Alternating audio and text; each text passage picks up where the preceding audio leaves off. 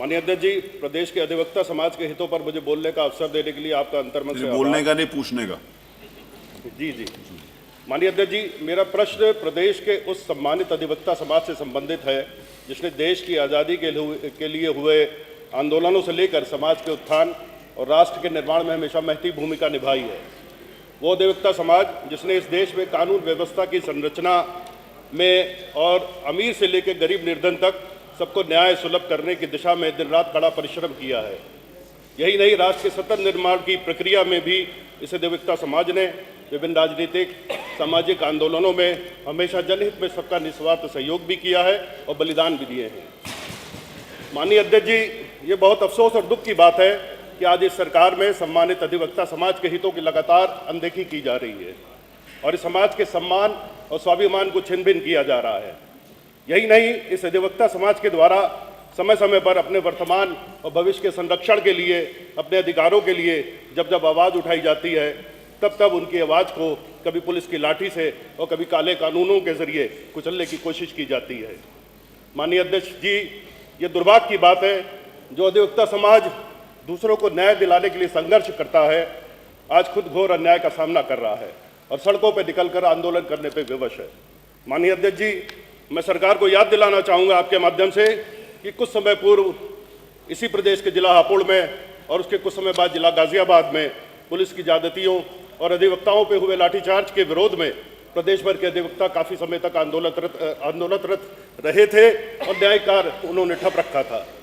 अधिवक्ता समाज के इस बड़े आंदोलन से घबराई सरकार ने लिखित भाषण लाए हो आप, प्रश्न के जरिए प्रश्न संबंधित है सर। आप लिखित भाषण पढ़ रहे हो। अधिवक्ता समाज के इस बड़े आंदोलन से घबराई सरकार ने सभी को बता दें जो अनुपूरक प्रश्न होते हैं वो पढ़ कर नहीं किए जाते। माननीय अध्यक्ष जी, सिर्फ प्रश्न से संबंधित बात बोल रहा हूं मैं, कोई इधर उधर से नहीं। आंकड़े सिर्फ उसमें लिए जाते हैं, प्लीज बोलिए। माननीय अध्यक्ष जी, अधिवक्ता समाज के इस बड़े आंदोलन से घबराई सरकार ने उस समय एक समझौते के जरिए इस समाज से वादा किया था कि अधिवक्ताओं के हितों के संरक्षण के लिए जल्द ही एडवोकेट प्रोटेक्शन एक्ट बनाया जाएगा।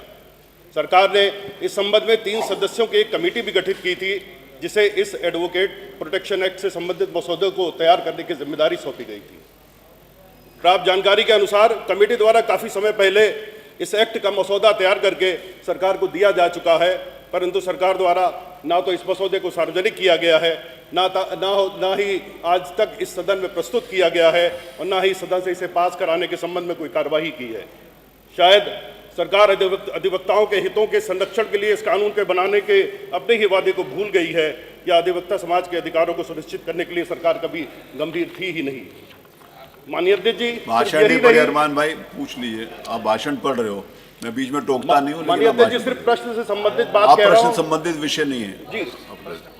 नहीं, कोई जरूरी नहीं है 5 मिनट बोला जाए। 5 मिनट पूरे करने को जरूरी नहीं है। संबंधित ही बात को 5 मिनट मैक्सिमम टाइम है, मिनिमम टाइम नहीं। जी, मैं टाइम के अंदर बात पूरी कर लूंगा। माननीय अध्यक्ष जी, माननीय अध्यक्ष जी, सिर्फ यही नहीं, सरकार किस तरह इस सम्मानित अधिवक्ता समाज के साथ छल कर रही है इसकी एक बानगी ये भी है कि इसी सरकार के माननीय डीसीएम ब्रजेश पाठक जी, जो कि पिछली सरकार में न्याय मंत्री थे, उन्होंने वर्ष 2019-20 में सरकार की तरफ से जूनियर अधिवक्ताओं को न्यूनतम 5,000 रुपये प्रतिमाह स्टाइपेंड देने की घोषणा की थी, जिसका आज तक अता पता नहीं है और इतने वर्ष गुजर जाने के बावजूद ये घोषणा अमल में नहीं लाई जा सकी है।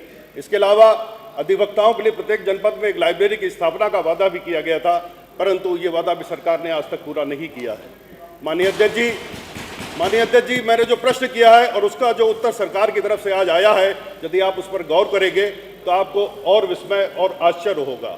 आश्चर्य इस बात पर होगा कि आज इस उत्तर में ये बताया गया है कि किसी अधिवक्ता के दिवंगत होने पर या मरने पर सरकार ये करती है, वो करती है, ये सहायता देती है, वो सहायता देती है, किंतु क्या सरकार बताने का कष्ट करेगी कि किसी अधिवक्ता को अपने कल्याण के लिए क्या पहले मरना आवश्यक है और सरकार का दायित्व क्या किसी अधिवक्ता के मृत्यु होने के बाद ही शुरू होता है?